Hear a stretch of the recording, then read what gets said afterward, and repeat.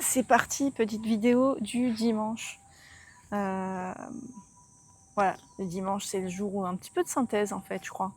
Où il n'y a pas de judo, où je prends plus le temps de sortir, de marcher. Donc là, je suis en direct du Geogène Park.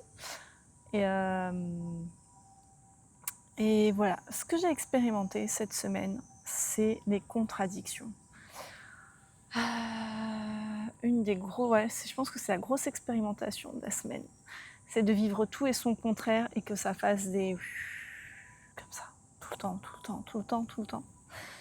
Je pense que là où c'est le plus visible, pour donner un exemple, ça va être dans le sport, dans le judo, où je passe mon temps entre ah c'est bon, j'y arrive, je suis trop contente, ça se chouette et tout, et puis à 2 minutes après, c'est nul, je fais n'importe quoi, on va rester poli.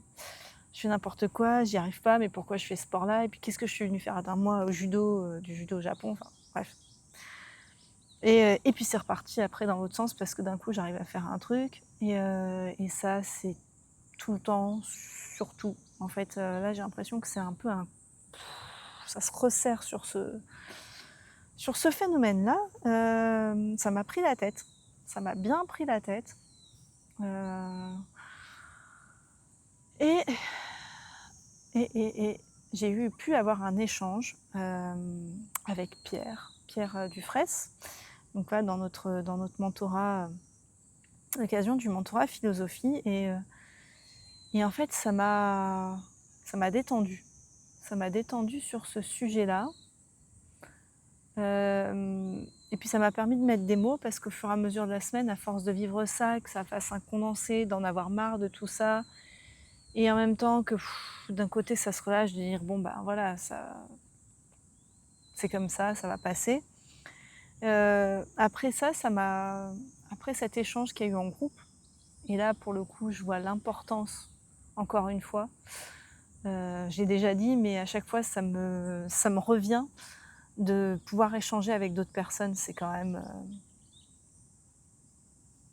important. Il y a cette étape d'écriture en fait, que je trouve déjà qui permet de conscientiser.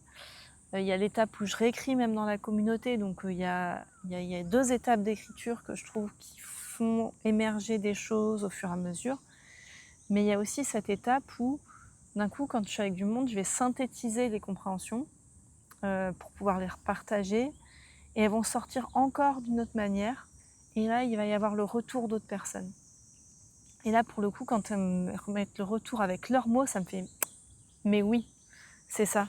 Et en fait, c'est ce qui est super bien dans les accompagnements et les mentorats. Et c'est chouette de pouvoir le vivre parce que je le fais en tant que coach et en tant que mentor dans mes accompagnements. Et je le vis en même temps, moi, en tant qu'élève. Et ça, c'est carrément... je pense que tout le monde devrait faire ça. On peut pas être juste coach, juste accompagnant. Il y a un moment donné où il y a besoin de cet équilibre aussi, je pense, entre les deux, et d'avoir le retour d'autres personnes, d'un autre cercle, qui n'est pas forcément dans le même domaine. Ça permet aussi d'avoir des points de vue extérieurs et frais sur ce qui est vécu. Voilà, petite digression, du coup. J'étais partie sur les contraires. Et oui, encore une fois, on repart sur la recherche de linéarité. Ce qui est drôle d'ailleurs chez l'être humain, parce qu'on est tout le temps en train de chercher une sorte d'équilibre, de linéarité, de dire il ne faut pas que ça bouge, surtout ne pas bouger, le confort. Et dès qu'il y a trop de confort, on se rend compte que le confort, c'est pas vivant. Dès que ça bouge plus, on en a marre, on perd la joie, on perd la découverte, on perd tout ça. Et du coup, d'accélérer ce phénomène-là, d'avoir ces contraires, ça oblige finalement, ça oblige à être tout le temps dans le mouvement, dans la vie, dans le vivant. Et voilà, tout simplement. Et du coup, accepter. Et une fois que c'est accepté, c'est fluide. Et ok, c'est un moment sans, c'est un moment sans. Je sais que la minute suivante, les 5-10 minutes suivantes, ou peut-être l'heure suivante, il y aura autre chose, un autre élément qui va m'amener de la joie. Et voilà, c'est l'impermanence, mais en même temps, c'est la vie. Et donc, c'est d'accepter ces moments-là.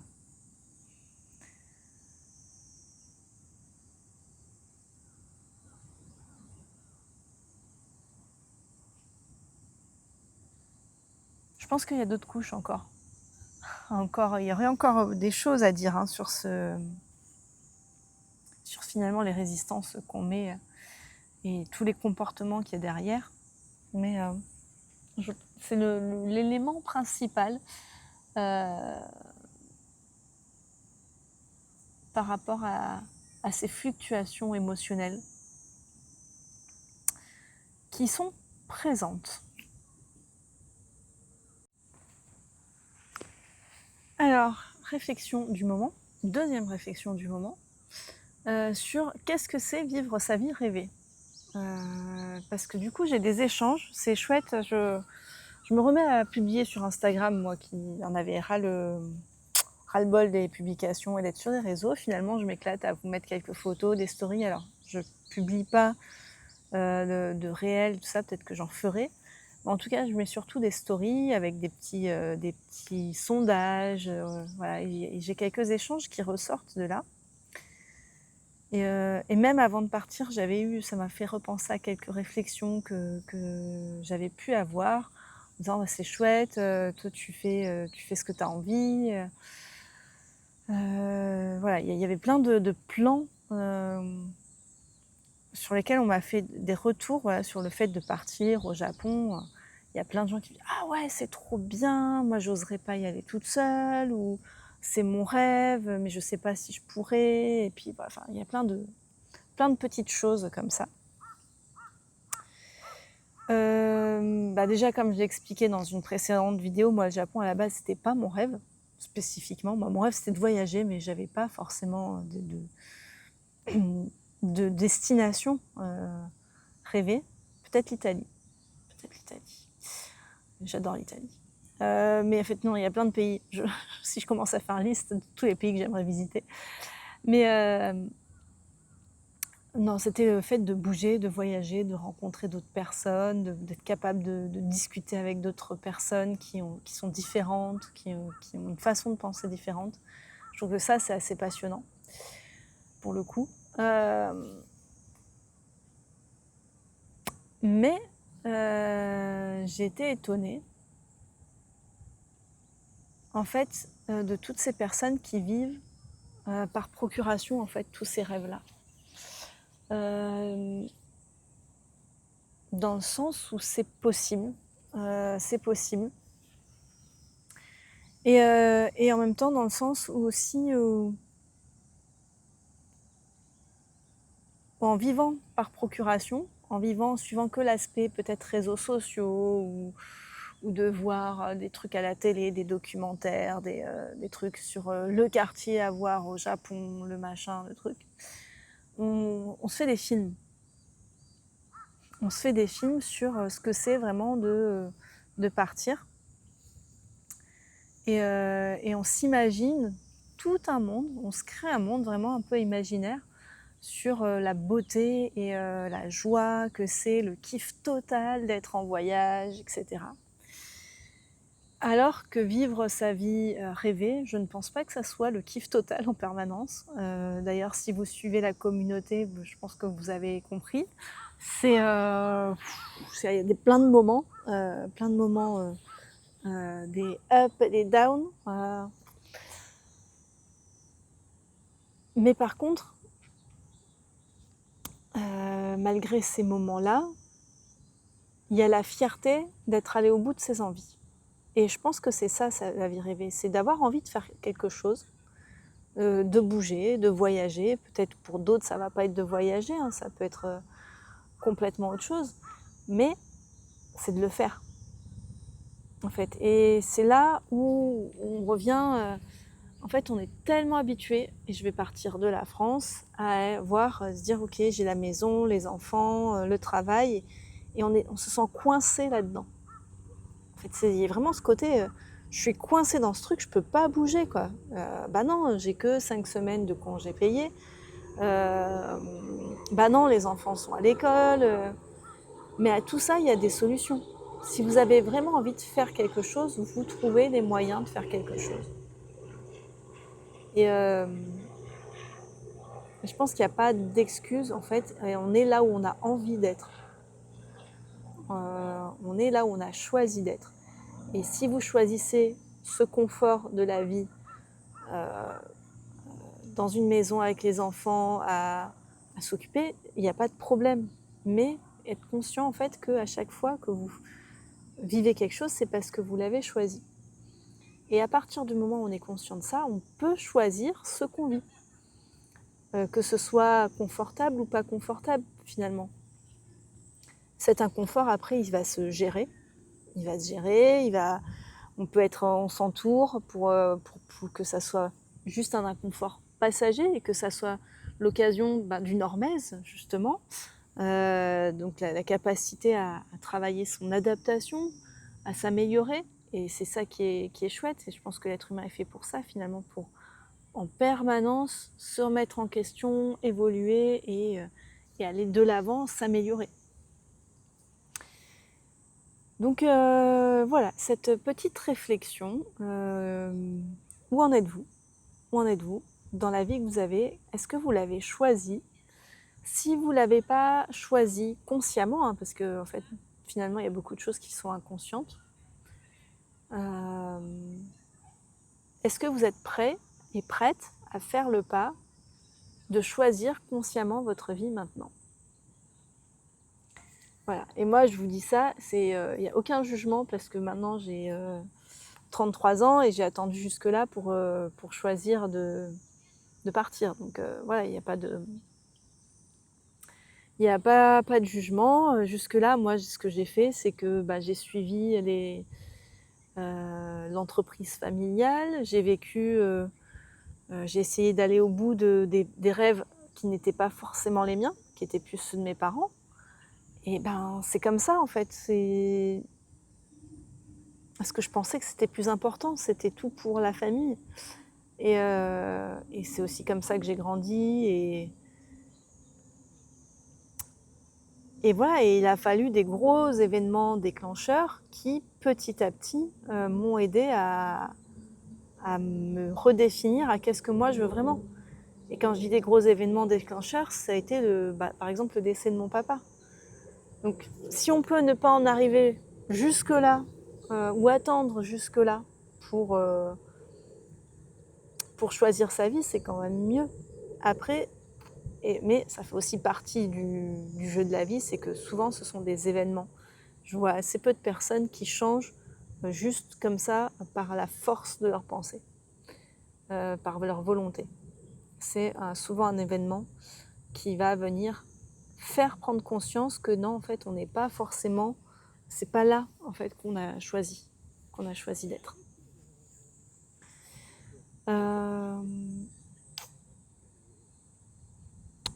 Voilà, donc quelles ont été petites réflexions? N'hésitez pas à mettre des commentaires. Est-ce que vous avez déjà eu des éléments déclencheurs qui vous ont fait changer de vie, plus ou moins long terme, hein, parce que ça peut prendre du temps pour se mettre en place, ça peut en prendre moins, ça dépend de chacun et chacune. Quels ont été les éléments déclencheurs? Qu'est-ce qui a les gros éléments de votre vie et qu'est-ce que ça vous a amené à changer en fait pour vous? Et est-ce que vous avez réussi à maintenir ce changement? Deuxième étape. Est-ce qu'il y a des prises de conscience? Il y a une amorce du changement? Et est-ce qu'on va au bout? Je vous laisse sur ces petites réflexions.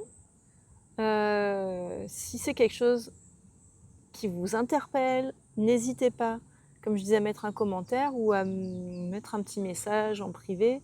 Je serais ravie de parler de tout ça et d'échanger avec vous. Et c'est parti, petite vidéo du soir. Parce que franchement, je suis super contente ce soir. Je sens qu'il y a vraiment eu un switch dans mon état, heu, dans ma façon d'être, sur cette journée et bah, écoute, après 15 jours, il était temps quand même, il était temps. Bon après je sais pas, c'est un premier voyage, hein, quand même pour moi donc je ne sais pas combien de temps on met à s'adapter ailleurs ou j'en sais rien et puis je pense que ça dépend aussi beaucoup du point de départ. Hem, mais aujourd'hui je me suis fait plaisir. Aujourd'hui, ça a été super chouette. C'était une journée sans judo, donc c'était une journée où je suis partie marcher. J'ai remplacé, le judo par une quinzaine de kilomètres de marche, je pense, à peu près. Hem, J'avais une idée de base sur la destination. Je suis partie avec mon parapluie parce qu'il pleuvait.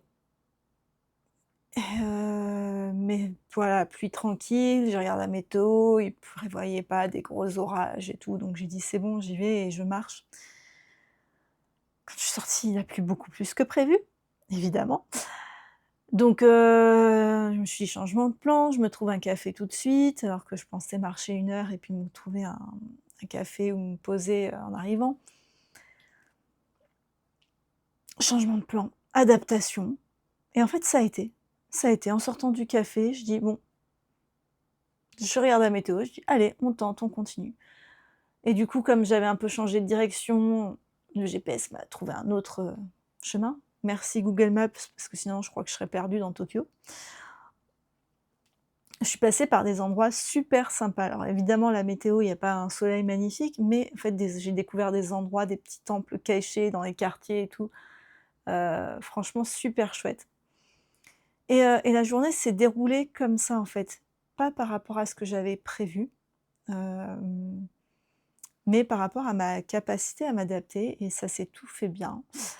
J'avais pas spécialement d'attente. Hem, j'ai beaucoup apprécié. Je marchais, quand j'en avais marre, je me posais dans un café, j'y restais 1 heure, 2 heures, je travaillais, après je remarchais.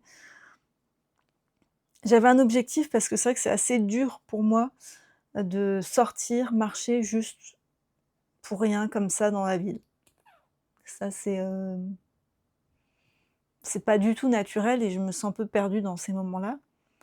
Par contre, je savais à peu près les endroits où je voulais aller, même si j'ai dû changer, que j'ai enlevé des endroits sur la liste, c'est pas grave en fait, mais Heu, c'était vraiment chouette de se dérouler cette journée comme ça. Ce qu'il y a eu, c'est que j'avais aussi, pas d'attente en fait, de me dire, «Je vais peut-être recroiser quelqu'un» ou j'attendais que quelqu'un me donne peut-être un rendez-vous pour qu'on se croise, qu'on se voit. En fait, non, en fait, je me suis occupée que de moi et ça, c'était chouette. J'y repensais d'ailleurs en rentrant, je me dis: «Mais en fait, c'est bête, tout ce que tu penses, ce que tu dis là, ça a l'air tellement simple, tellement basique, comme quand je dis: «Bah, j'ai pris un billet d'avion pour le Japon», c'est simple, c'est pas compliqué. Hem, oui, c'est vrai et en même temps, bah, je dirais que c'est comme pour beaucoup de choses, c'est pas parce que c'est simple qu'on y arrive, facilement, aisément. Pareil, je me dis: «Bah, j'aurais pu un peu me flageller pour me dire: "Mais voilà, pourquoi tu par un mois, tu as passé 15 jours de je sais pas comment je pourrais dire ça, au niveau psychologique là, c'était, remue-ménage, remue-ménage, remue tout ce que tu veux» et en même temps, ben, voilà, j'ai 33 ans, c'est la première fois que je pars. Moi, je suis quelqu'un qui aime, avoir mon cocon chez moi, mon appart, j'ai fait en sorte d'être bien dans cet appart et je sors, peu. Finalement, je suis pas quelqu'un qui sort beaucoup. Parce qu'à partir du moment où je suis bien chez moi, j'ai pas forcément d'intérêt à sortir. Donc là, il y a tout vraiment qui change, qui bouge Et voilà, peut-être que par rapport à des années de vie comme ça, 15 jours de remue-ménage, c'est pas tant que tant. Voilà, je partage un petit peu les pensées au fur et à mesure. J'ai pas forcément fait de synthèse, je me suis dit: «Je vais faire une vidéo tout de suite», du moment présent. Par rapport à toute cette semaine où c'était moins sur le côté, physique finalement la problématique, plus spécialement du jet lag, de tout ça, mais plutôt le fait d'être un peu ballottée par toutes ces émotions, de se dire, «Ah, je vais bien. Ah, je vais pas bien. Ah, ça va. Ah non, ça va plus». Toutes les, 15 minutes. Finalement, aujourd'hui, ça a pas changé, ce côté-là. C'est toujours un peu pareil. «Ah, il pleut trop, je peux ah, il pleut plus. Ah bah non, je suis allée trop loin là. Ah bah non, j'ai pas le temps». Des trucs, il y en a eu, mais en fait, ça a glissé. Ça a glissé parce que j'étais dans cet état d'esprit où ça y est, il y a c'est libre et c'est que je m'adapte à chaque situation. Voilà, c'est comme ça, il y a pas de souci, on suit. «Ah, j'ai reçu ça. Allez, bah, c'est pas grave, on change de direction». Voilà, l'état d'esprit de ce soir et même si ça a pris 15 jours et ben, je suis fière d'en être arrivée là aujourd'hui. Je ne sais pas ce que me réserve demain et puis, ben, on verra demain. Je vais dormir déjà et hem et c'est parti pour la suite, des aventures. Il reste encore 15 jours.